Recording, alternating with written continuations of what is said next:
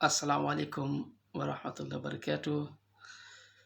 Bi salmini on onon inde mon e yettore moɗon no kala ka wonirɗon. Miɗo salmina on salmina ɓe gureji moɗon ɗi lando siɗon e jam min kam miɗo e jam kam woniri. Avant tout, essayez de partager la vidéo au maximum. Si tu woni hiɗo nandelan, partagez la vidéo et faites-moi signe que vous m'entendez très bien. Vous faites remonter les cœurs. Alpha Omar Kolenke, bonsoir mon frère. Adama Diallo, Aminatou Diallo, on fop modon ɓe mi inde mum ɓe mi yal fo miɗo salminamo kala mon ka woniri. Aminatou Diallo encore. Donc waleykum assalam. Hande kadi en ari ka kekiɗe ɗo si en yaday en laaɓodiray gonga monsieur So, si en yaday en laaɓodiray, si andi a laaɓa ta jokkata men. Donc hande kadi kekiɗe ɗo en ari fi no wowiri non et mon vivant. Adama Diallo, salut, comment ça va? Je vais bien, Sista Diallo, Tokara Fatoumata Ba, je vous salue tout le monde où que vous soyez. Hande yewtay thème lancuɗo ɓe gureji ɗin hande, thème wonɗo kadi e lancude, o lancino, o lanci mo lancude kadi, o lancoya kadi. Donc en heɓi piiji boyi ko tawata sokolniri en, stressi en, woni ha sabu en déprimike, woni sabu ha en wirtike, woni sabu ha ndimu men ngun fo yaɓama e leydi sabu yiɗugol goɗɗo teddina fi makko yurminamo, mais en fin de compte o accama ɗon o jokkoya goɗɗo. En fin de compte o janfoma ko ɓenta kon l'infidélité humaine, l'infidélité, o accama ɗon o yaha o jokka ɓurɗoma. Donc hande ko ɗum arta yewtude fi muɗum. Ba Asia, Husseinatu Diallo, bonsoir à tout le monde. Essayez de partager au maximum la vidéo. Je dis bien au maximum. Donc, wono musidɗo men o jombi jiwo, o yiɗi jiwo on.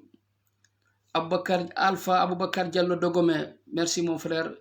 Miɗo salminamo kala mon ka woniri. Essayez de partager la vidéo au maximum. Ɗo ko en hirsu ha gaynen sendodiren tewu e coowo ƴetten tewu on. Kadijatou Diallo, Suga vous Diallo Ba, bonsoir à tout le monde. Donc on wonno wolita non nanen wonda e goɗɗo jomba debbo ma gorko acca o jombama, jombidi on wondon, mais tawa ɗon wondi, hiɗa yiɗimo, hiɗa yurminimo, hiɗa teddini fi makko, hiɗa etade eteɗen fop fiyo marsu moƴƴo hakkunde mon, mais yawya ha en fin de compte tawata na an o darata, tawa en fin de compte na an o yiɗata, tawa en fin de compte o nafima mapinimo, tawa en fin de compte ko yaw ha o janfoma, o selatama kono waccama ɗon o ɗaɓɓoya goɗɗo go, tawa kadi on mo jokkata ɗon kadi ko ɓurɗoma, mana ko ɓenta kon l'infidélité. Joni noon adda ƴettaba exemple goto musidɗo meɗen ɗo o jombi debbo, kiɗen andi no ɗuuɗi kono ko yewtanten ko fituye ɓeydodir ɓayɗo andi koyen laaɓodir, si en yaada koyen laaɓodir, koyen hiɗidir hiɗen wuuri harna en accu ha mayen, si mo kala inna ɗon ɗon min metti ɗum. Donc l'hypocrisie. Donc o musidɗo men ɗo o jombi debbo, o wondi e makko ɗo ha o heɓi ɓiɓɓe tato, o accimo ɗo o yeylede porto, o waɗi ton hitande o arti, o tawi ɓengu makko situation on changi, tawi nano wowirno non, fija jalla no wowirno non, tawi nano hande kadi o yirimo systéme ji go, tawi kanko tigui o tawi ɗum ɗo changi, o etti ha o ɗaɓɓitoy ha parfini o yi'ali, kono yehi ha o toro Allah, vraiment yo Allah moƴƴin dewgal makko ngal, mais parfini hey ko falɗa goɗɗo o si tawi o falaka ma, ko yangi wonɗa, ko mere wonɗa, ko yiɗiɗa goɗɗo o ko yiɗiɗamo, si tawi tu woni haqqille ma ala, haqqille on tigui ala e maɗa, ko mere jokkuɗa, ko yangi jokkuɗa, hay si tawi koye nder suudu woturu wonɗon, nafata, yiɗugol mo yiɗama nafata hay e hunde. Hettingol fi mo hettina fi maɗa, oɗo nafata hay e hunde, yurmingol mo yurmintama ɗum ɗo kadi nafata hay e hunde. Donc e nder ɗum ñande goo mo wiwti golle,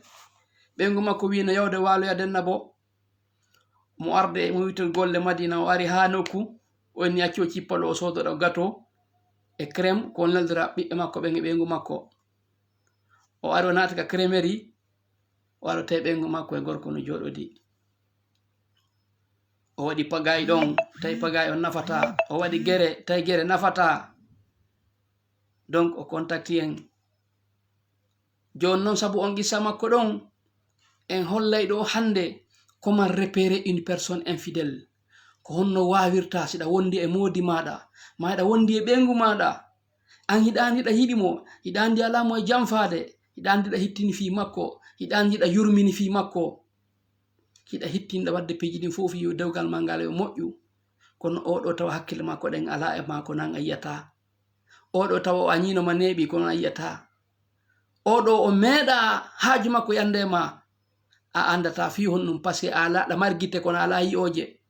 sinji ɗin arino neeɓi kono ari ala e yi'ude si wona ɗum si tawi a wondi e goɗɗo ko yiɗiɗamo ko yiɗiɗamo si tawi woni o falakama ma o change hino hani ko anda mo wonduɗa on jikku makko on change hino hani ka anda mo wonduɗa on oɗo nani wowirno kono sabu giggol ngol ko woni ka ɓernde ma ko yeggintinama kala ko waɗi tawa no hawri so waɗi ko boni no hawri si woni ha humpitoyke kadi wiya non o change ha e nder ɗo jiido ha suudu heewa hara ha hande sanjali faale noon divorce on tawa gayni lawade donc ɗum arata yewtugol ɗo hande fi muɗum donc an mon frère si tawi woni iɗa darude ɗo haray min yewtoma ɗo kon wona ko welayma wowɓe alhaali wowɓe ɗo ɓen fof weɓuɓe ɗi probléme ji ɗo fop affaire d'infidélité dans les couples tagumo ɗo ara ɗo en yewta e fof wencite en ha laaɓa pos par ce que ɗum ɗon golle men ɗin en ala wolde ɗo ko welata goɗɗo kono en wencitay sendodiren guɓe e condi ɗi sinji ɗi merata wolangol ma ɗo si a yiiɗi ɗo emo wonduɗa on ka nder suudu maɗa genda maɗa haray ko ya wattan hakkil il faut chercher min nali ya fuyude kono sa yehi ha yii laaɓanima pos ɗi sinji ɗi mon ma wolande ɗo ɗiɗo sinji hino ka nder dewgal ma je t'appuie le bouton rouge haray alarme waɗi ɗaɓɓito sa ɗaɓɓiti a yiyay si wona ɗum ɓernde faya giɗo mum ɓernde nde faya giɗo mayre mo yiɗima a anda o yiɗima mo añima kadi a yiyamo tun anda oɗo falaka lam donc sur ce si a wondi e goɗɗo e nder suudu tawi kanko hewre ko yittinɗa fi makko kon fof ko honɗa etade kon fof yo marsu tawi ala marsude ko adi kan taw les premiers signes ko honno andirta taw ko nde tuma yiyata jikku makko on change joni hari on ara joɗo ɗon fondo darediron ka gite an e makko joɗɗon yewton fijon jalon kono joni o jaɓata fondon ka gite on ɗiɗo non hiɗon ka nder suudu woturu ɗon e dewgal gotal e suudu woturu tawa joni o jaɓata joni fondon hari on fija jallon fondon yewton jalidiron awamamidiron kono joni on yewtata on fondata ka gite kanko o infidèle jo jaɓata fondon ka gite par ce que gahi mo andi ñolino bonino mo jamfade ma goɗɗo sino jamfade ma wawatama dargol nder gite ko giɗo ma on laɓandoma posko on wawatama dargol ka nder gite maɗa so on fondi o darete directement kono mo geɗɗo si tawi woni mo maranma goɗɗum ga woni ko gayguba woni ko honno ko infidélité ba mo jamfade ma woni ko jamfa ba o jaɓata fondon ka gite o jaɓata ko ettiɗa o yon fondo o jaɓata fondon dare remarque ayɓe mon ɓen fof so on fotti maɓɓe ka haajuji ka dannaboji ma ka mariage ji est ce que hiɗon fonda on fondata ɓe jaɓata fondon kala neɗɗo mo falaka ma o jaɓata fondon o haynotoma tun o hucca o darra ga ma o darra ga kono jaɓata fondon donc si tawi woni a remarque o jikku makko ɗo fuɗɗi ko change de o wala jaɓude joni yewton fondon yewton fijon jalon o ƴetti distance mum hay siɗa fala yon yewtu o jonnatama time yon yewtu o jonnatama occasion yon yewtu joni ko woni wo himo ƴetti distance ko woni wo mo waɗi distance hay suka danki siɗon waali hara fima no mettamo haaju makko wala ma koyo walo hucca to an kadi walɗa hucca giɓoɗa andude ko honɗum waɗi giɓoɗa andude ko honɗum an waɗɗa oɗo ha simo wadde ɗum ɗo c'est l'un des signes ko sinjigo non hara pusa waɗama bonnama e hunde kono tawa o jaɓata siɗa joɗi ka salon kanko yaha ka chambre makko si ari ka terrasse imo ka salon o jaɓata joɗoɗo nokku gotum surtout simo mari téléphone simo jogui téléphone par ce que mo andi message ji ɗin ɗi aray ɓe adda message ji ɗin appel ji ɗin aray si tawi appel ji ɗin arali mo andi message ji ɗin ɗi aray o jaɓata joɗo nokku gotum. Singiɗi no tawa e majji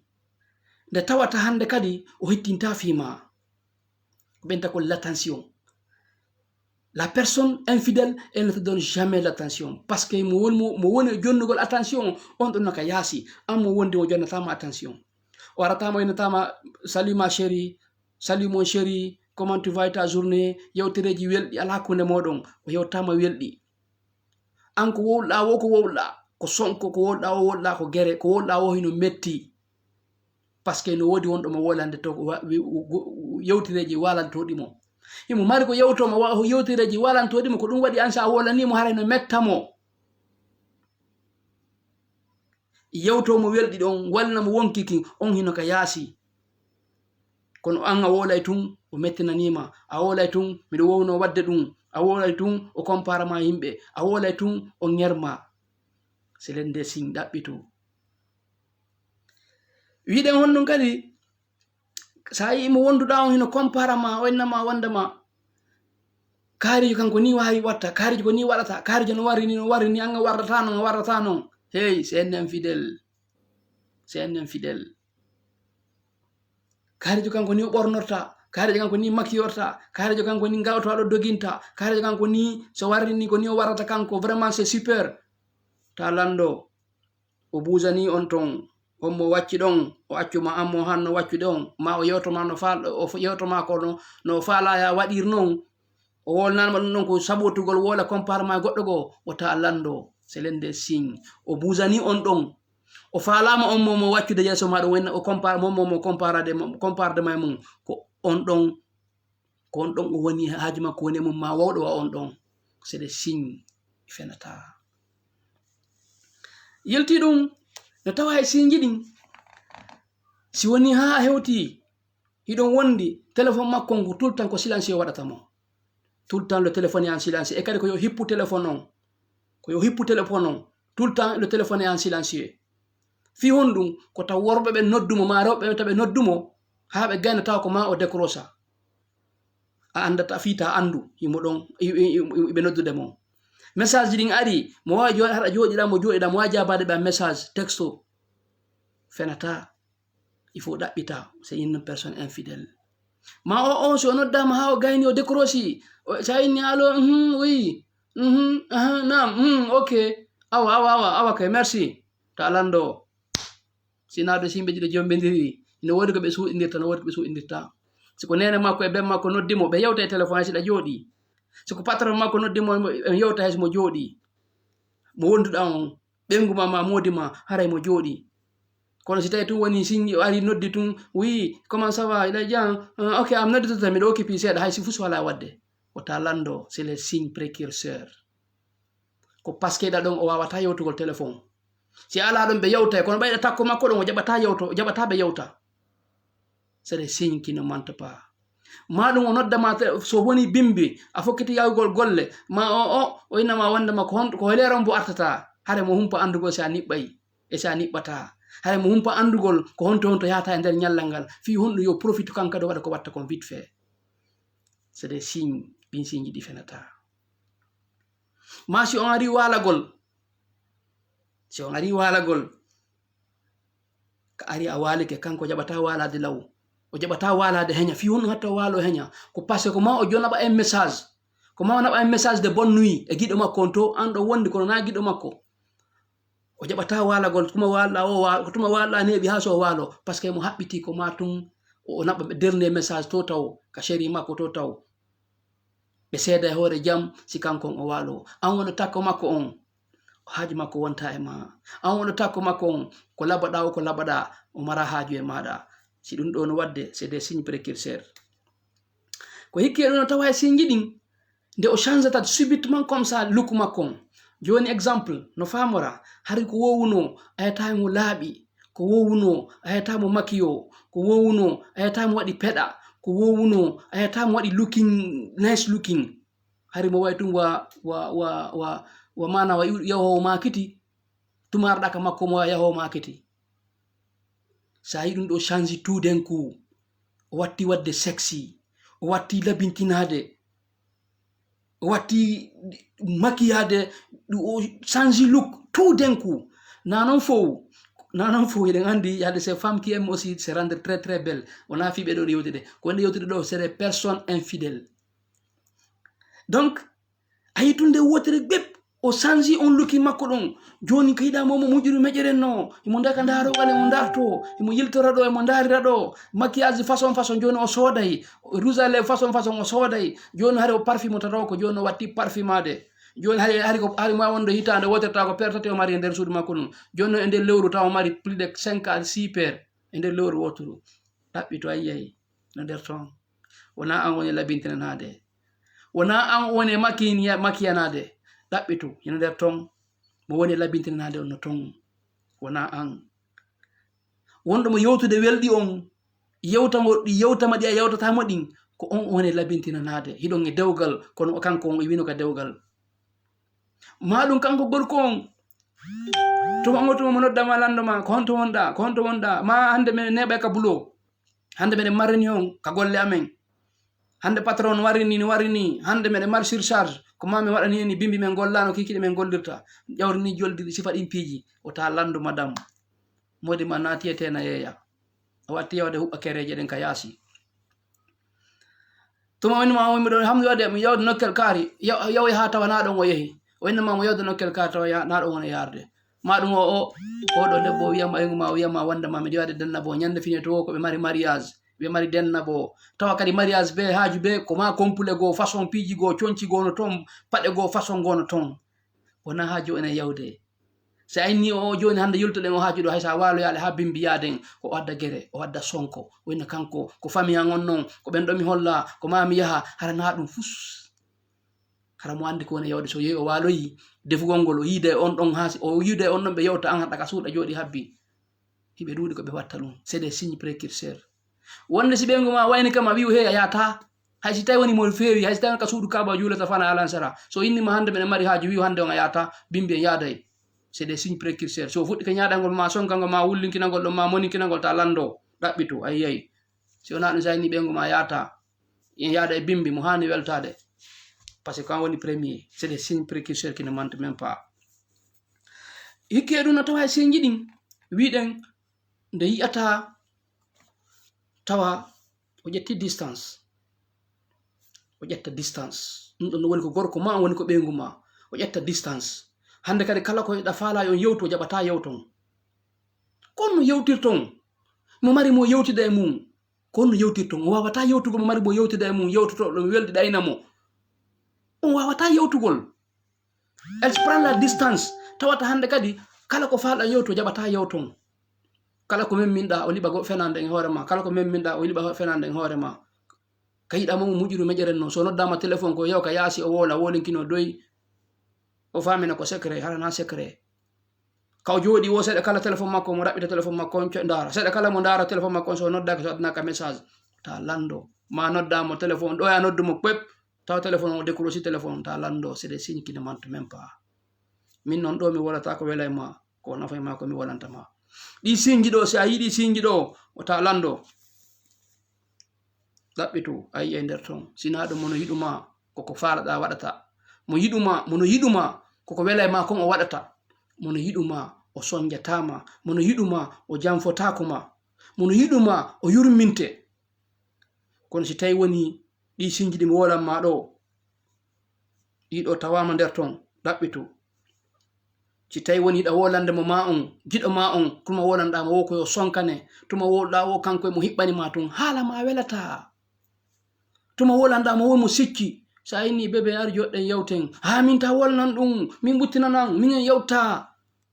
min buttinanan miɗo ronki tuma yuti golle wo imo ronki tuma ka suudu imo ronki si yalti bimbi ko hatta o ronka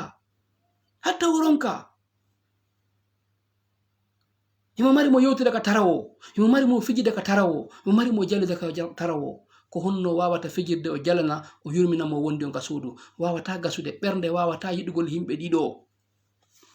ɓernde wawata yiɗugol himɓe ɗiɗo ɗum taw mo habbo ɗum ɓernde yiɗata himɓe ɗiɗo mo andi ko woni kon ka yaasi o andata ko woni kon ka nder suudu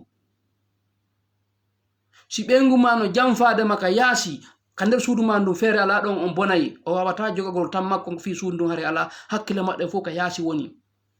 hakkille makko ɗen ka yaasi ɗe wawata wonde ɗe wata wonde ka suudu himo muƴuru meƴere no timo ka kawtal mo muƴuru ka yiɗamo muƴuru meƴere no o change sibitte ma wota lando maɗum o wita golle wara miɗo ronkini ni mbiɗa ñalli gollugol hey ko to iwri ko to o iwri pay an hiɗa jooɗi ɗa waɗi hoorema jufujo ɗa waɗi hoorema feetuɗo ɗa waɗi hoorema anda ko falɗa iɗa yiɗi mo yiɗama iɗa yanganade mo yangantakoma ko to o iwri ko ton o ñamoye gerto ha o haari o yewti welɗi o fijira ha moƴƴi o jalana ha moƴƴi o ari ka suude mo ronki an hiɗa ñalli yangaɗe fi makko fi ɓengo fami ɓiɓɓe makko ɓen tawa an kanko saari kanko so ari himo ronki c'est des signes qui ne mentent même pas e kadi déjà si ko a marɗo hakkille ko a finɗo si a wondi goɗɗo e nder suudu lewru timmudu tis ko a neɗɗo finuɗo a wawai andugol a wawai sennodirgol o mo wonduɗa mum ɗo oɗo ko neɗɗo kelɗuɗo ni ma oɗo neɗɗo on o feewa hay si tawi woni ko jikku fewuɗo on ma hollude mais en fin de compte yawoya ha laɓanama tawa oɗo na fewuɗo ni il faut savoir détecter l'infidélité si a wondi e partenaire ma yo taw eto tout possible hara a sennodiray laɓanama po omo wonduɗa e mum ɗo c'est pas une perte de temps sennodira omo wonduɗa e mum ɗo avenir hino woodi sina ɗum a ukkay hoorema tena yeeya yilti ɗum hayso ko a jombuɗo ma a jombaɗo une personne infidèle ko systéme célibataire o jogoto hara kanko o mara comportement ka yiɗa momo darata sagataɓe e terenji ka yiɗa mo yaha himo ɗa himo yalta nata ka oɗa himo yalta ɗon himo darata o sagata ɗa himo iwa ɗon himo ƴawra dow to tawaɗa mo sagata ko comportement hay hunde ala ndimu ala hersa ala kulol ala c'est des signes qui ne mentent même pas en quartier ma on fop a yewtida e muɗum worɓe payle quartier on fof wona menuisier wona maçon wona soliwoy koy wona pay koy koy an mo yiɗa o a darda e mum e tarawoji hiɗon yewta hiɗon wala walanno so a yii ko ɓengu ma wayi ni a yiyamo tunta lando c'est une femme infidèle c'est une femme infidèle ma himo landoma ko lera hombo wata golle ko lera hombo wata golle ko andugol ko honno préparota harangi ɗa wartanade hoore ma ɗa wartude wonki maki fima ko kanko e ɓiɓɓe makko ɓen taw kanko mara golle so wona honɗum ko landugol makko sahi hombo arata fi yo anduno profitére yo ƴettu tan makko o yewtida e giɗɗo makko on mo windi tan ko giɗɗo makko fi prendre le temps de causer avec cette personne ma o so faala yaltugol hara o yalta o ya heña waɗa programme makko vite fait mo arta par ce que mo anda yeytiki mo leeron heddo noon si an kadi nan so ko vrai jo ka inoɗamo ɗon mi yaro e kikiɗe ara ñalorma ara tawata ɓengu ma ga suuda tawa yaltino voilà c'est des signes qui ne mentent même pas déjà si a wondi e goɗɗo a tawi muƴuru meƴƴere makko hino tiiɗi himo maƴanno wasi tawi woni ampoule a jogui ñoƴƴi contact ampoule hiɗa maƴanno tun himo yaha himo colon calanno wona gorko wona debbo hino calanno hunde ko o nangi ko deeƴi ala hay hunde ko deeƴi ala luki makko on change subitement de wotere ɗaɓɓito c'est une femme infidèle c'est un homme infidèle ma o meɗen ka golle ko directeur on waɗiri ni meɗen mari golle ton kanko halfini mi fokkiti yaltugol tun o jonni mi golle hun ton mi nangi gollugol kunɗon maɗum noddamo téléphone no yurmi sa a wondi e giɗo ma on eto anda o ko giɗo ma sa wondi e giɗo ma on ɗayinde ko giɗo ma on ka dewgal maɗa eto anda o mo wonduɗa mum ɗo ta oɗo yaw nokka e ñabbele wara ukke par ce que ala ko ɓuri sattude tuma hittinɗa fi bani adama yittina fi makko yiɗamo yurminamo teddinamo etoɗa eteteɗen fof fita on haɓu etoɗa eteteɗen fof fiyo dewgal mol ngal yo moƴƴu etoɗa eteteɗen fof fiyo dewgal mol ngal yo barku tawata oɗo ko neɗɗo mo a huccinta a fewtinta ka tarawo taw ko ɗo ya taw jokka tawa an gorko on tawa ko mo hewtatama ka teppe tawa ɓengu ma ko ɗo jokkata maɗum an o debbo taw mo yiɗo ma o hino falana hoore mum modi ma acca maɗon ya ndara jiwum ɓurkun saltudude e quartier on ɓurkun kanude e quartier on taw kun ɗo ya taw o ko e muɗum o jiiɓa hoore makko tawa yimɓe ɓe so ɓe nani ɗum ɓennayi ɓe hoolaki tellement no wani ɓe ngalaw par ce que ɓe andi debbo mo acci on ka nder suudu donc ƴettu tan ma on dewgal ko dewgal ma ngal si ngal moƴƴi he piji ma ɗin fof moƴƴay si dewgal ngal ma ngal moƴƴi 50% gurdam ma ɗan hare ɗan moƴƴi dewgal mangal si ɗon moƴƴi 50% de ta vie hara elle fait ko ɗum waɗi dewal jombuɗo emo jomba wona gotum ko ɗum waɗi si tawi woni si jombuɗo waɗi probléme zina mamo mo jomba punition ji ɗin kadi wona gotum ɗum holli wondema le mariage c'est sacré. Prends ton temps pour observer ton conjoint ou ta conjointe. Mo jombuɗa on hiɗo wondi e nder suudu woturu yiida yaada e wallingol dépense yiida e yaada e defugol layɓa fitta wonkitana suudu no ha gayna waɗa no pasana modi mum ɗum ɗo fof wona giggol jeeya ɗum ɗo ko waɗugol hakke mum on jeeya tottugol hakke ko halfina kon par ce que ɗande so haɓide e modi ma si fi a defale o acci dépense a defale on haɓay so a acci suudu makko no tuuni a wonkitali ndiyam no woodi omo no woodi on haɓay ɗum ɗo fof wona giggol jeeya ma modi ma o yelduɗo on haɓuɗo on liɓante dépense ɗum ɗo wona giggol jeeya ko hakke makko woni tottude kono prends ton temps d'observer ta femme, prends ton temps d'observer ton homme. Ayne ɗon a muññoto hay ɗum sa yaha andi ayne a muññoto ɗon enen mi yiyatama an ina wawi muññade si oɗo yehi nokku e ñabbeli ka tarawo ɓay tun woni hin ko sese ko hendi wo ko lemune saɓere hendi ɗo o tettay oɗo si hoccoyi nawnare ka yaasi o addi o jonnima yewtolan si a nawni a naɓama labutani ɓe wi'ima wondema sida nangima ɓe winima infection ji waray ɗi nangima yewtolan den ñande soko fi gorko ma pintama yewtolan den ñande soko fi ɓiɗɗo ma pintama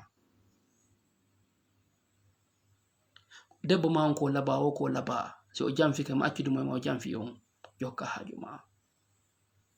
ndimu na yeyete ɗum ndimu ko kippete ɗum ko marete ɗum ko dankete ɗum si a wondi e mo wonduɗa on yehi ha laɓanima oɗo a nangimo le mendal la poste hey wota wono ɗon o wona o précipita e mayde ma vite fait la personne va vite fait programmer ta mort a yalta ka yaasi hara yimɓe no darama grand comment ça va hara ɓe yokki ɓeygu ma grand kono way boss kayara wenama boss ɓe fenayi ɓe jaati ɓeygu ma kala sa dépense ko adduɗa ɗum ko pay koye ɗon ñamata sa addi iPhone ko pay koye ɗon bulokata wondena hoɗo téléphone tamo walita ko maɓɓe ɓe yewtude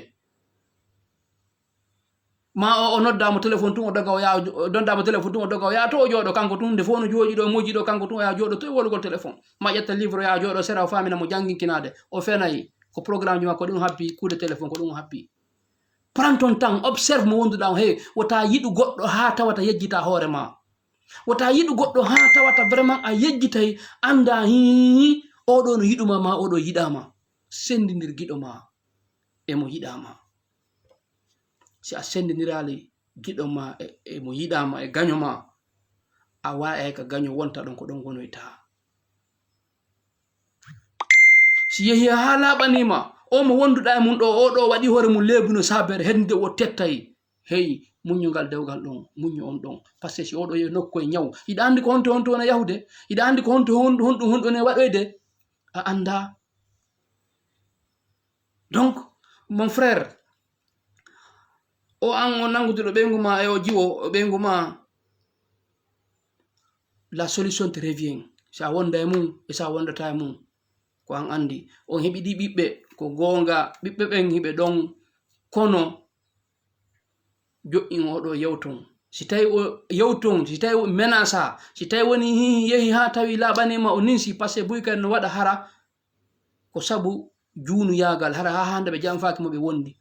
kono sabu an gorko on hara des fois ala occupade ɓeygu ma d'une manière yew yaha heɓa e nder ɗum bandiri ko yewta mo welɗi kankadi o profita ɗo e nder ɗum o heɓa okkoye ɗin piiji naggama noon kadi e nder ɗin piiji ɓaara wona alta professionnel mais si on tigi woni professionnel si on tigi woni kadi professionnel il faut an kadi wona professionnel si nangama si nanga nangatama koy voilà koma an kadi wona professionnel si nanga infidèle joma on sinano wawatamo nangude donc joƴƴin ɓeygu ma yewton si tawi woni hihi o wi'ima o fillotako waɗaɗa seede hakkude moɗon hara a nattemo ka maɓɓe a accitemo kono noon pour un départ mo kala men hatoñ enen seconde chance goɗɗo jam fo ma hara o tewaki ko gonga ɓay ko dewgal ni mimina tawi acciti ɓeygu ma fewu kono noon joɗo waɗa ka hakkille ma hunde wotere si o ɓeygu ma ɗo si woni tun hi ko gonga ko wiwda lan kon wonde ma hi a tawdumo e gorko ha waddon paga e der ton habu don piiru der ton bibbe ma be wadu test ndaras ko bibbe ma yow wadana hoore ma test anda sa hebale nyaw si tawi ndo fo man naki tawi ndo fo c'est ok jo'imo yawtamo nyande wi deuxième fois o a citimo mais pour un départ yawte famodiron hino kani ko buri non kanude kon fu kadi si a wondi goddo e der suudu tay woni c'est une personne infidèle hey wata yango yeyi hala banima mo wonduda on c'est une personne infidèle wona gorko wona debbo wata yango fiyon no hatta yango fiyon no wadi simde wiide wata yango ko parce que si benguma mo widuda on mo choisi suda on pour le pire et pour le meilleur yehi hala banima odo mo jokki goddo ka tarawo ci da falata yango mon frère kala ko waduda kala ko wadandamo woni ko cionci woni ko woni woko woni si da fala a soda auto adda darna namo hey kwan o ndara dum wa oji wa ndaro oji ndaro wo kenda o jeba e holla ma mo welti kala ko wadanda mo holla mo welti mi haraka der bernde o farano ka madde pinebi tawa ndu bandir wonde ka yasi to tawa ndun don haysi ndu wudi tun hare o doftike ko dum watta yi'ay ka boli ka quartieji goddo darodi e copine makko haysi o sofini mo banto har o sofi mo banto o ya susta ngabbide o susta ngabbide aya himbe be ben fe haramo nguyla mo gine mo nguyla don kono o susta haacude kono nanga be nguma tun carte fo mobo haraw haaci fo mo parce que ko don woni ko hani kon ko don woni ko dagi kon kono oda aya mo sofina mo banto devant kataro devant tout le monde o bijamo kamir o jonna mo coup de poing ko wullata o wullata fiyon hatta wulla parce que mo andi ko e bonki o woni e kadi no welamo ko wona e sofinede ko hino welamo ko wona piyede kon no welamo o do non so iwi don o ari ka modi makko ka suudu ko don on do wowlu hara o himmi ka o farangan tan ke dowga wonangimo jabagol mettudi kala ko wowli wona dum hara ko joni o gayna sofinede ka tarawo tawa ton susta ngebbide tawa si jaltike makko wi wonde mata buusu don ta yahudon dey modi makko o yi ta ko yaw o yema o ya don no wayna gol modi makko mo yawde haaju mo yawde danna bo modi makko no yaata o jodo fesinkino wullinkino ma wadda gero no yahay parce que mande bandirdu no habbimo si bandirnu wi'imo a aray sa ara len wayno ndiri o eta tout possible o yaha haysi modi makko wi'ata mo wakkili kanko modi makko be seeda kono ko ma o yaha mon frère se yaha a yidi sinji do ko ngani sa citay be nguma kono min mi wata wondugo debbo hayla todo jon non ko ngandi menen ko min ko wodani mi do ko hirsugol ha mi gayna mi sennidira mi wuttana ma mi sennidira mana ciowo on e tewngu laabu ngun suboda ko faala yettude ko min non mi subota ko non ciowo min ko tew laabu ngun mi suboto c'est pire et simple parce que l'infidélité wona gorko wona debbo sa wondi e nder goddo e nder suudu tay woni mo mari hakkile makko de ko goddo ka tara woni sida faala etoto wartoda wada honɗum fi makko ko zero fi honnum haala ma hino mettamo kala ngal rewruda hino mettamo haysi a labintini ke ha honɗum hino mettamo sida faala formoto waawa honɗum hino mettamo parce que berne nden ko yiɗino ma kon e wino ko goddo gonde yidi berne nden fenata berne goddo fenali ko hunde ko goddo fenata kono berne goddo fenali bernde sinde yidi nde fenyina nde yidi karejo sinde anyi kadi nde holle kadi nde anyi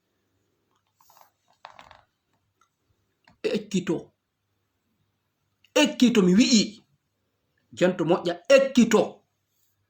sennidirgol mo wonduda on ko neddo keldudo ma ko neddo jamfantejo si a ekkitaki dum do a jiidoto ha suudu heewa odo o accama don o dabbo ya ban jiidirawo ka tarawo ko wada yite ma ko eto yaltina ma ka galle o yalta kanko o naata e andi no wadde si a wondi e goddo e nder suudu yehi ha labani mawdo no jamfaade ma hey mojo nyuubo o fejjata o nabore donc mon frère min kon dum wata ma wolande bay tu si bibbe alana ton mi wolante no terre à terre kono ɓa ɓiɓɓe no ton patiente to wa muññano mo yewtida e makko waɗon seede ñande o filliti wo on waynodiri yewton famodiri en wori ɗum ɗon jonnama une seconde chance par ce que info meɗen hay goto timma nous sommes tous des personnes imparfaites donc si a jonni mon chance ɗon sino gasa o acca kono si tawi woni c'est une femme professionnelle e andi no woodi rewɓe professionnel e infidélité ko ɓe professionnel ngal rewruɗa woɓe yedday ngal rewruɗa woɓe yedday siɗa wondi oɗo debbo taw accitumo yaha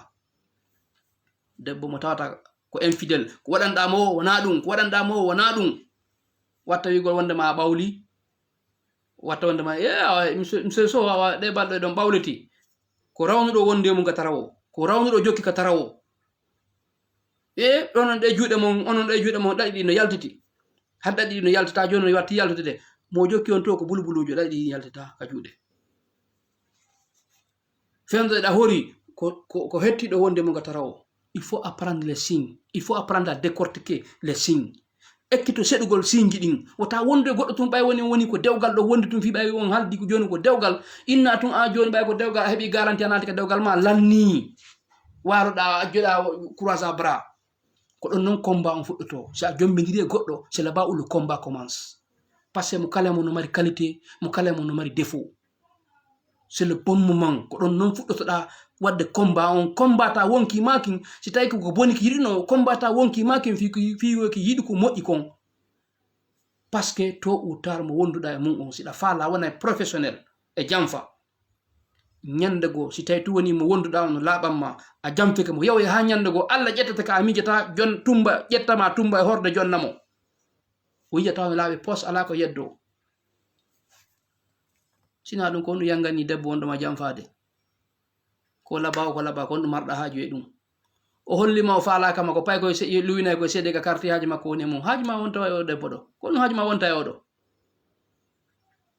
no hawji e yaltuka suudu yaha golle o defa heña o soodoya liƴƴi o moƴƴina ha moƴƴo naɓana jatigi makko on ɗum marɗa haaju e oɗo ko ɗum marɗa haaju e oɗo debbo hawjuɗo himo hawji kala ko woni mo hawji hewtugol fiita luttumo tawata son ari kan suudu kadi même dans l'intimité tawata sa arale makko arata e ma nafa honɗum wondanta e sifa ɓe o bani adama ɗo giggol fenata mi yewtiki on giggol fenata si goɗɗo dogima ka nder suudu ka nder chambre goɗɗo dogima mo wonduɗa mo hananama dogude o dogima pose toi la question pourquoi mo dogude ma parce que ko goɗɗo go woni e ɓadade to himo ɓadade goɗɗo go to ko ɗum waɗi mo dogude ma il faut apprendre à décortiquer les signes donc sur ce mi weltanike mo kala e moɗon tous les messages